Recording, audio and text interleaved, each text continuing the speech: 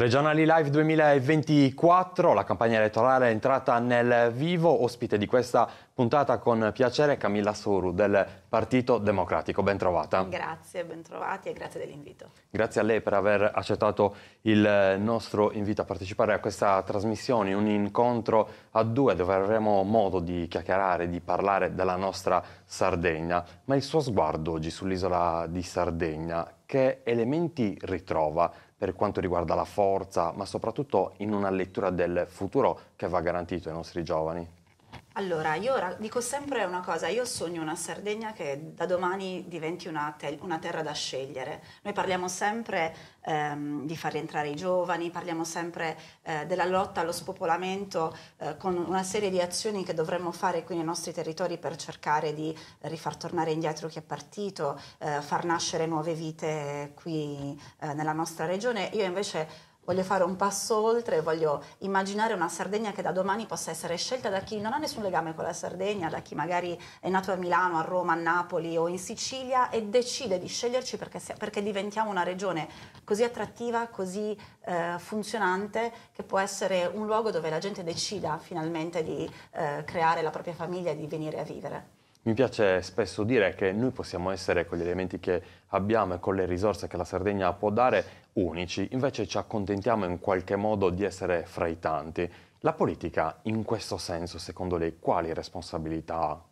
La politica ha moltissime responsabilità, noi rischiamo di essere fra i tanti perché sbagliamo le linee di priorità. Ovviamente noi siamo la regione d'Europa col più alto tasso di dispersione scolastica, quindi vuol dire che stiamo sbagliando tutto, non stiamo investendo sulle capacità delle future generazioni, non li stiamo rendendo competitivi con il resto d'Europa e se abbiamo una popolazione che non si forma, che non investe nella cultura, che non investe nel sapere, ovviamente rimaniamo indietro e rimanendo indietro rimaniamo ad essere uno fra i tanti. E oggi, per quanto riguarda l'istruzione di cui lei ha parlato, le università e soprattutto i punti di interesse che favoriscono anche per i giovani, l'istruzione come li vede? In molte scuole si parla di pluriclasse, queste aggregazioni di bambini di varie fasce di età che si ritrovano insieme in una fase di apprendimento che forse dovrebbe essere molto e troppo importante per le loro scelte future. Certamente le pluriclassi sono, a mio avviso, sono uno scempio. Se dobbiamo parlare di istruzione in Sardegna, noi veniamo da un momento drammatico, il 22 di dicembre, in piene vacanze di Natale, con le scuole chiuse, forse speravano della distrazione di massa, si è dato gambe al dimensionamento scolastico, quindi noi abbiamo perso 42 che poi sono diventate 36 autonomie scolastiche, ci ritroviamo in una situazione assurda perché noi abbiamo una specificità di territorio dove non possiamo venir meno alle autonomie, non possiamo immaginare in scuole che funzionino dove magari abbiamo accorpamenti che sono a 50 km di distanza l'uno dall'altro, quindi abbiamo plessi scolastici che non hanno più una segreteria, un dirigente, una forza lavoro che si impegna a costruire i percorsi extrascolastici, a lavorare sui bandi, su cercare nuove fonti di finanziamento, che si preoccupa di organizzare i viaggi di istruzione. Noi stiamo disperdendo le energie, creando dei mostri enormi, quindi vuol dire che l'interesse nella scuola non ce l'abbiamo. Se noi continuiamo a pensare che la scuola sia un'azienda dove dobbiamo risparmiare, dove dobbiamo chiudere il sabato perché così risparmiamo qualcosa sul riscaldamento, dove dobbiamo dividere le segreterie perché così ci costa un pochino di meno, vuol dire che noi affrontiamo la scuola come un costo e non come un investimento in conoscenza e sapere per il futuro. E idem quando parliamo dell'università. Non bisogna, è ovvio che se noi parliamo di università dobbiamo parlare di aiutare i ragazzi di tutta la Sardegna a riuscire ad accedere all'università, riuscire a vivere nelle città da cui magari non arrivano, perché io immagino tutti i nostri studenti fuori sede che si ritrovano a dover arrivare ad esempio in una città come Cagliari, dove oggi gli affitti sono improponibili perché ovviamente l'extraalberghiero ha influito moltissimo sui costi degli affitti, i costi delle case, quindi dobbiamo intervenire a 360 gradi, dobbiamo fare in modo che non esistano mai più idonei non beneficiari, tutti gli idonei di borsa di studio devono avere una borsa di studio, dobbiamo garantire che abbiano un alloggio dignitoso e decoroso all'interno della città dove frequentano, quindi bisogna fare un investimento a 360 gradi, ma prima bisogna capire, questa è la cosa fondamentale, che l'istruzione è un investimento, ed è un investimento sul futuro, ed è l'investimento migliore che si possa fare, perché è quello che sicuramente ti restituisce più ricchezza. La finanziaria nella sua fetta più importante ritrova la sanità al primo posto. Guardando agli ultimi 10 anni con la giunta Pigliero, la giunta Solinas, la sanità è sempre stata un punto che ha ritrovato nelle pagine della cronaca locale tanti elementi deficitari, ma c'è la possibilità di ritrovare la sanità, il diritto per i sardi, un diritto alla salute che sia garantito e non elemosinato in qualche modo dai nostri cittadini. Quale può essere la svolta? Si deve parlare di una nuova riforma? Di che cosa bisogna parlare per dare alla salute, in senso ampio, una vera forza? Allora, intanto io credo che la Sardegna in generale debba smettere, anzi l'alternanza tra centrodestra, centrosinistra, il governo della regione debba smettere di iniziare le legislature con le grandissime riforme, perché noi ci ritroviamo sempre con la riforma sanitaria, la riforma agli enti locali, riforme enormi che non riescono mai veramente a prendere gambe, perché poi alla fine quello che accade è questo, dura 5 anni in cui non si riesce neanche a trovare un equilibrio. Abbiamo medici che non sanno neanche più di chi sono dipendenti, perché ogni tot di anni cambiano i nomi, cambiano le aziende, cambia proprio la geografia della sanità sarda. Detto questo, c'è un problema gravissimo. Noi siamo una delle regioni che spende di più, ha una spesa pro capite per quanto riguarda la sanità altissima, e poi ha dei servizi, i servizi che poi vengono erogati sono tra quelli peggiori di tutta Italia. Quindi è evidente che c'è un problema di pianificazione della spesa sanitaria. C'è un problema di pianificazione della necessità delle risorse che lavorano in ambito sanitario, perché io magari le porto la mia esperienza da consigliera comunale di Cagliari, quindi ovviamente negli ultimi 5 anni ho vissuto più direttamente l'esperienza della mia città, che però in realtà è proprio un campanello d'allarme, perché se tu inizi ad avere i problemi a Cagliari, che è generalmente il posto dove le cose tendenzialmente riescono a funzionare un po' meglio, immaginiamoci cosa succede man mano che ti sposti verso la periferia e verso addirittura le aree interne.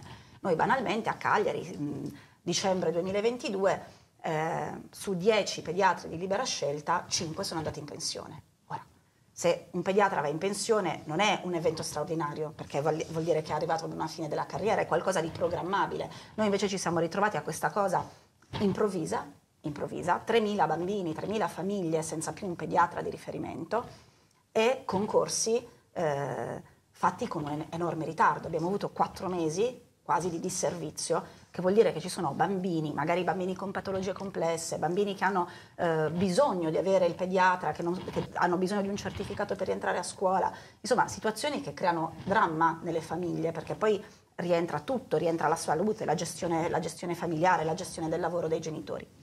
Quindi sicuramente manca totalmente una programmazione delle risorse, tant'è che noi siamo sotto organico dappertutto, con una conseguenza tremenda anche per chi lavora nella sanità, perché noi quando parliamo di sanità parliamo giustamente sempre delle difficoltà che hanno i cittadini e le cittadine ad accedere ad una visita.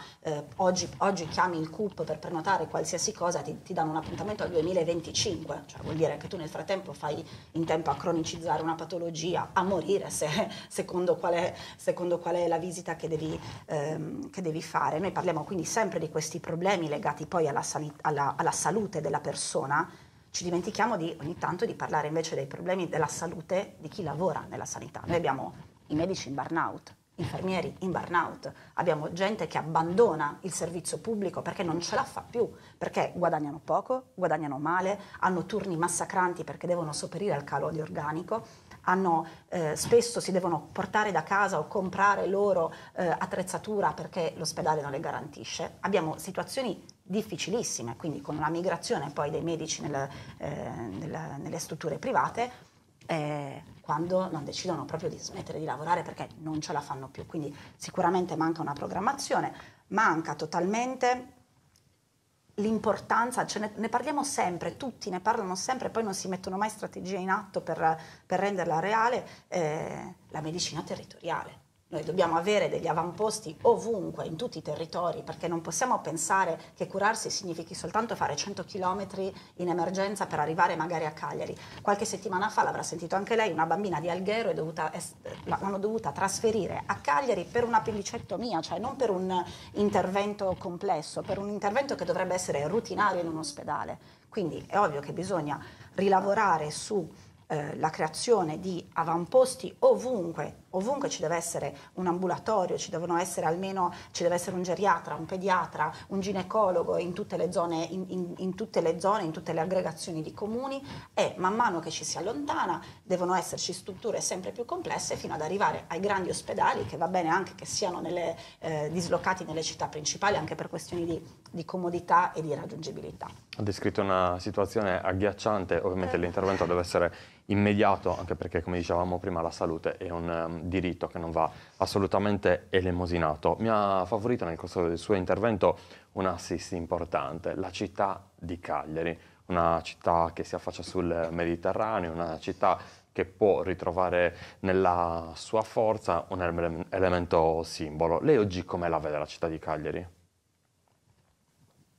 Cagliari è una città meravigliosa, bellissima, io mi sento veramente privilegiata a vivere a Cagliari. Ogni volta che vengono a trovarmi gli amici da fuori hanno la sensazione quasi che a Cagliari sembra di vivere in un film di Almodovar, dico sempre io. Oggi è una città che soffre tantissimo perché è una città mal governata, dove si sono aperti cantieri infiniti senza riuscire a vederne una fine. È una città sporca, è una città che ha criminalizzato il disagio giovanile. Questa è una delle cose secondo me più gravi e che non perdonerò mai a questa amministrazione cittadina. Noi affrontiamo tutto come se fosse un problema di pubblica sicurezza e non come se fossero problemi invece di natura proprio culturale, di disagio, dove dovremmo intervenire col servizio sociale, con la scuola, con la cultura, con offrire alternative sane ai ragazzi e alle ragazze di Cagliari. Invece noi criminalizziamo tutto. C'è un problema, bisogna aumentare il controllo, bisogna inasprire le regole, deve diventare criminoso mangiare un pacchetto di patatine seduti ad una panchina. È una città che non ha mai investito sulla lentezza, no? Sulla mobilità dolce, sullo spostarsi in maniera calma. Quindi abbiamo macchine dappertutto, ogni tanto ci capitano tragedie, investimenti, persone che muoiono sulla strada. Poi però se tu decidi di andare in bicicletta prendi una multa se leghi la bicicletta ad un palo, cioè non abbiamo rastrelliere per parcheggiarle, mentre tutte le città moderne, tutta Europa cerca di spingere, no, per muoversi senza inquinare. Noi creiamo problemi a tutte le buone pratiche. Se uno vuole comportarsi bene, comportarsi in maniera green, fare della propria vita anche una manifestazione di vita sostenibile, ti mettono i bastoni tra le ruote. È una cosa incredibile. Oggi ci si concentra su cose ridicole, diventa criminale stendere i panni alla finestra e poi abbiamo gente che va a 80 all'ora, a 100 all'ora in via Ismirrionis, per dire. Quindi è una città che poi ha creato grandissima difficoltà ai propri commercianti. Noi abbiamo tutta questa serie di cantieri che sono stati aperti senza un minimo di programmazione. La mancanza di programmazione è sempre la grande causa del fallimento delle amministrazioni e dei governi regionali. Tutto fatto senza una mancanza di programmazione. Noi abbiamo commercianti in situazioni drammatiche, difficilissime. In piazza Repubblica nel giro di qualche mese ha chiuso il fruttivendolo, ha chiuso il macellaio, cioè tutti piccoli imprenditori che magari prima vivevano vite dignitose, pagandosi il mutuo, crescendo le famiglie, mandando a studiare i figli, e poi per la mancanza di pianificazione dei lavori sul territorio si sono ritrovati a dover chiudere le proprie attività. È una cosa folle, senza nessun tipo di aiuto, senza nessun tipo di sostegno, senza nessun tipo di politica che aiutasse anche le persone ad andare avanti con dignità. Dallo sguardo sulla città di Cagliari continuiamo a parlare di trasporti, invece lo accennava prima. Come legge oggi la situazione dell'isola di Sardegna, i suoi collegamenti, un'isola che potrebbe vivere di turismo, un'isola che molte volte si ritrova anche in difficoltà nel poter riportare i suoi cittadini che poi vivono fuori in Sardegna per le festività, ad esempio? Allora, noi viviamo una situazione drammatica sui trasporti, ovviamente lo sappiamo, lo sappiamo benissimo. A me piace parlare di connessioni, mi piace parlare della Sardegna connessa col resto d'Italia, col resto del mondo, delle connessioni interne a livello regionale, quindi della possibilità di spostarsi all'interno della regione e anche di connessioni digitali, perché il mondo viaggia anche attraverso lo scambio non soltanto fisico, gli spostamenti non soltanto fisici ma anche digitali. È ovvio che noi questa è una regione che ha abdicato al suo ruolo di dover garantire ai suoi cittadini e alle sue cittadine il diritto allo spostamento, che è un diritto che deve essere un diritto e che riguarda tutto, perché riguarda sia il mio diritto di andare fuori perché devo fare una visita per curarmi, sia il diritto di mio figlio di andare e tornare dall'università che ha scelto, sia anche il diritto di andare a vedere una mostra, di andare a trovare un amico, ma anche il diritto delle nostre aziende ad essere competitive, perché se spostarsi è costosissimo, se spostare le merci diventa costoso, io non sarò mai competitivo con il resto con le altre aziende sparse nel territorio. Io mi chiedo sempre, se io ho un'azienda e voglio partecipare ad una gara d'appalto a Milano, così come tante aziende lo fanno quando partecipano alle gare qui da noi, è ovvio che io, se devo spostare squadre di 30 persone e spendere cifre esorbitanti, non riuscirò mai ad essere competitivo con gli altri competitor appunto del resto d'Italia. Noi abbiamo bisogno sicuramente di una continuità territoriale seria per chi qui è residente, ma anche per chi qui c'è nato, per chi qui ha le sue origini, e soprattutto abbiamo bisogno di destagionalizzare. Noi non possiamo pensare che i voli debbano essere tanti soltanto d'estate, perché noi abbiamo tanti cittadini, tante cittadine che vivono fuori, che vivono all'estero, che devono poter rientrare sempre. Non possiamo pensare che la continuità territoriale sia garantita, sia soltanto quella su Roma e su Milano, anche perché noi dobbiamo avere la possibilità di arrivare ovunque con un volo, non con 4 scali e pianificazioni di settimane per cercare di trovare un percorso che non sia un percorso ad ostacoli per arrivare da qualche parte. Quindi sicuramente questa regione adesso, questo governo regionale evidentemente non ha trovato importante garantire il diritto allo spostamento dei suoi cittadini. E poi parlavo anche di connessioni in generale, connessioni digitali, perché noi possiamo attirare qui in Sardegna una nuova generazione, che è la generazione dei south worker, dei nomadi digitali, di gente che decide di venire a vivere magari per 3 mesi, per 6 mesi, che non sono turisti, quindi ci fanno molto meglio dei turisti, perché qua rimangono e qua smuovono anche l'economia del luogo, magari prendono una casa in affitto per 6 mesi, fanno la spesa nei nostri supermercati, lavorano da qui.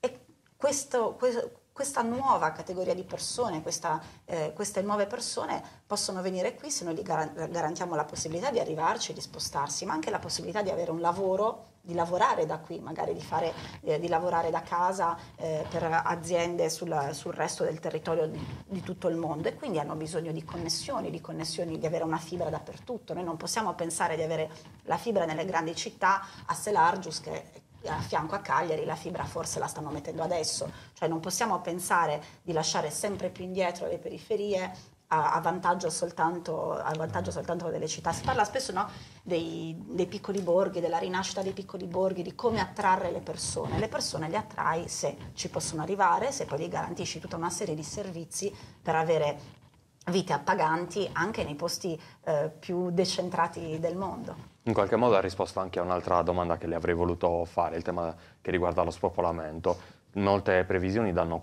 da qua a 10 anni paesi che non esisteranno più. Molti parlano di effetto ciambella, anche se poi la Sardegna si sta spopolando anche nelle grandi città. Ma concretamente esiste una soluzione, un passaggio che possa dare la possibilità di ritrovare nuove forze nella nostra isola. Hai citato prima tanti punti, le connessioni, le strutture che possono dare ai giovani, ai lavoratori la possibilità di venire in Sardegna e ritrovarsi a lavorare ovunque nel mondo, ma stando qua nella nostra isola. Altrimenti cosa fino ad oggi è stato fatto? Sono state incentivate le famiglie con la nascita di un nuovo figlio, ma che cosa bisognerebbe fare? La politica come può incidere e come può andare a contrastare anche questo fenomeno che sicuramente è sociale? Allora, intanto lo spopolamento è un problema che non riguarda soltanto noi, ovviamente, noi lo viviamo tanto, lo viviamo di più perché abbiamo anche una conformazione geografica particolare, però comunque lo spopolamento è un dramma che vive tutto il paese.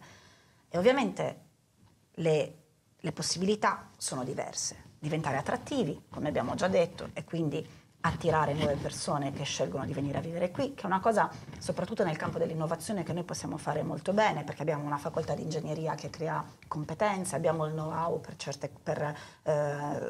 su determinati lavori e in tutto il mondo dell'innovazione. Noi siamo stati proprio avveniristici per tantissimo tempo. Abbiamo un clima, un paesaggio, un ambiente molto bello per cui per tante persone questo può essere attrattivo. Quindi sicuramente aumentare i servizi in maniera tale da poter essere scelti.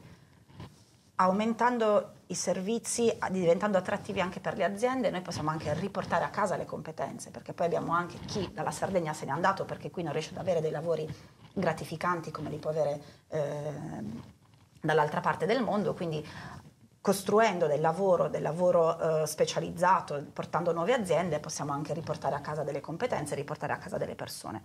Non dobbiamo aver paura di parlare di integrazione, perché noi sicuramente dobbiamo anche aprirci al resto del mondo e quindi capire che anche l'immigrazione a noi ci aiuta sicuramente a ripopolare la nostra terra. Domani andrà su tutti i giornali che ho parlato di Vabbè. Scriveremo anche noi. Esatto. Comunque sì, bisogna avere il coraggio di parlare di integrazione sicuramente, e poi bisogna anche avere il coraggio di interrogarsi sul perché non si fanno più figli, che non è un tema del centrodestra, ma è un tema che ci riguarda tutte e tutti. C'è un bellissimo studio che io cito sempre, molto spesso, dell'Università di Cagliari, che ha analizzato proprio la questione dello spopolamento in Sardegna e si è accorta che c'è una peculiarità strana nei nostri ragazzi e nelle nostre ragazze. C'è stata fatta un'indagine sul desiderio di genitorialità tra i giovani sardi e si sono accorti che in realtà i giovani sardi, quando sono molto giovani, quando hanno tra 18, 20, 22 anni, desiderano diventare genitori, si immaginano più adulti con dei figli. E poi questo desiderio crolla verticalmente per poi iniziare un po' a rialzarsi verso i 40 anni, quando diventa anche più complicato mettere al mondo un figlio.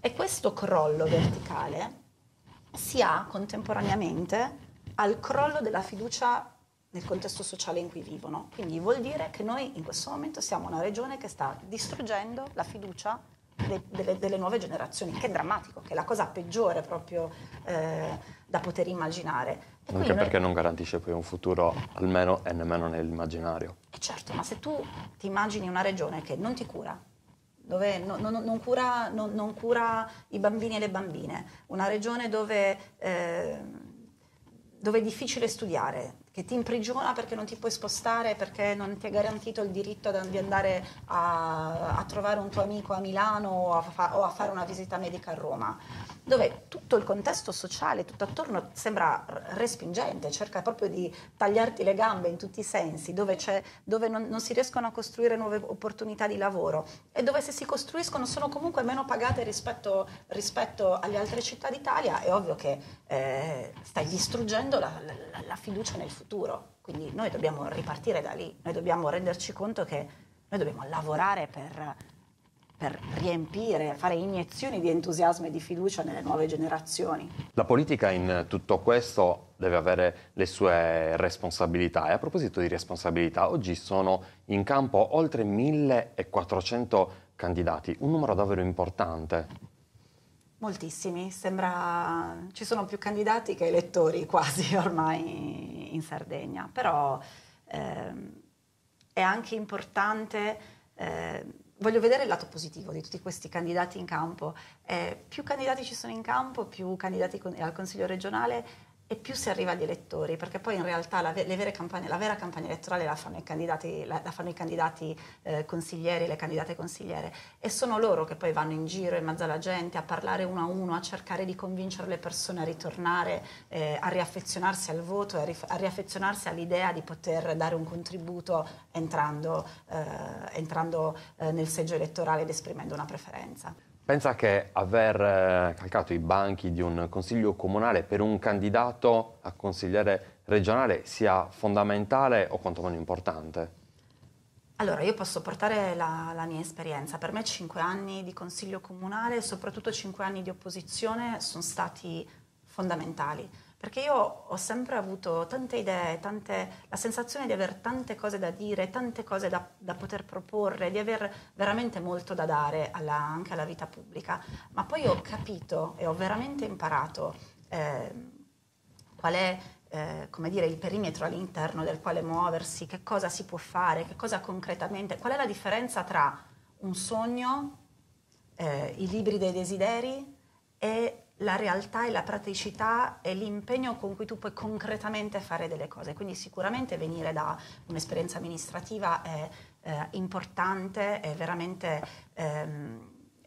aiuta tantissimo. Poi non è come dire, una condizio sine qua non, nel senso si può venire da tantissimi altri contesti altrettanto formanti, dalla società civile, dell'imprenditoria, che probabilmente ti insegnano, ti danno delle regole. La politica si impara anche a farla, si impara anche mentre la pratichi, puoi imparare veramente tanto. Si parla tanto di parità di genere, mi dà una sua visione rispetto a questo argomento che molte volte viene anche trattato in maniera sommaria?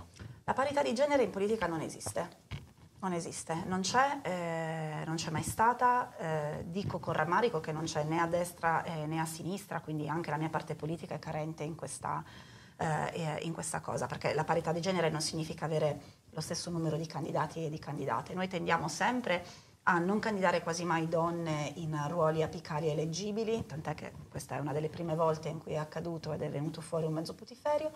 E anche spesso le candidature in consiglio regionale, le candidature femminili sono sempre candidature a servizio di uomini più strutturati, più forti, più elettoralmente più strutturati, insomma, e che quindi si tende ad accompagnare per portare qualcosa di più. Ci vuole una forte autodeterminazione di noi donne, la volontà e il coraggio di mettersi in gioco in prima persona, senza andare a portare o cercare di essere portate. E soprattutto ci vuole un cambiamento di passo, e lo dico nei partiti in prima persona. Bisogna investire sulla creazione di una classe dirigente femminile e non ricordarsi che esistiamo soltanto perché sennò è brutto un panel fatto solo di uomini, o semplicemente perché per dire che pratichiamo questa parità. E voglio dire anche un'altra cosa: bisogna stare molto attenti quando qualcuno ci dice frasi come io rispetto la parità di genere, io ho costruito giunte paritarie, perché la parità di genere non si ha quando un uomo decide di darti un ruolo. La parità di genere si ha quando le donne raggiungono i ruoli, a prescindere da chi le mette. Se al posto del nome di Alessandra Todde ci fosse stato quello di un uomo, quello che è definito putiferio, non si sarebbe verificato secondo lei? Può essere che si sarebbe verificato lo stesso, ma io credo che ci sia molto paternalismo e molto maschilismo anche in quello che è accaduto adesso. Se lei dovesse guardare al 26 febbraio, oltre ovviamente a una vittoria del campo largo, come presumo che sia nelle sue idee, nelle sue intenzioni, che cosa vorrebbe sperare? Cosa ritrova nella sua visione di futuro? Io spero... Le dico una cosa che può sembrare molto retorica. È ovvio che corro alle regionali anche e spero di riuscire a ottenere anche un mio risultato personale, però le dico la verità, Io mi auguro che il 26 sia la vittoria dei sardi. Io ho molta paura di questo governo di centrodestra, ho molta paura della situazione della Sardegna in questo momento, ho molta paura che altri 5 anni governati dalle stesse persone, perché il governo di Truzzu è una totale continuità rispetto a quello di Solinas, i candidati sono gli stessi, i ruoli apicali saranno gestiti dalle stesse persone. Io ho molta paura di quello che può succedere, ho molta paura nella possibilità di cura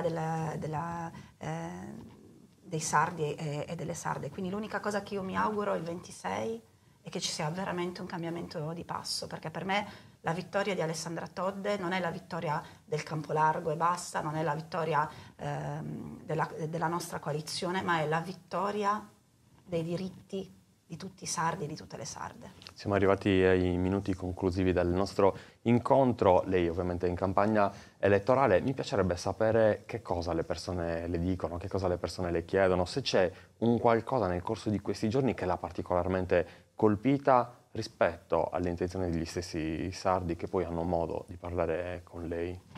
Allora, a me colpisce il fatto che le persone, io parlo molto con la gente, chiacchiero molto con le persone e mi colpisce questo, mi colpisce il fatto che anche se molte persone sono diffidenti, si sono disaffezionate, non credono più nella possibilità di incidere con un voto, la possibilità di far parte di un cambiamento, poi quando parli con la gente in realtà hanno tutti voglia di essere di nuovo coinvolti, hanno tutti voglia di parlare, quindi io sono un entusiasta di natura e un ottimista di natura, quindi a tutte queste 1400 persone che in questo momento sono in campo suggerisco di chiacchierare, di parlare, di raccontare a tutti quanti veramente quanto si può fare con un singolo voto, quanto è importante far parte dei processi e far parte dei cambiamenti. Perché è proprio vero che poi la responsabilità è di tutti, certo. In questo caso. Grazie a Camilla Soru per aver partecipato al nostro incontro, per aver accettato il nostro invito, Partito Democratico. Grazie a voi per averci seguito. Grazie ancora. Grazie a te.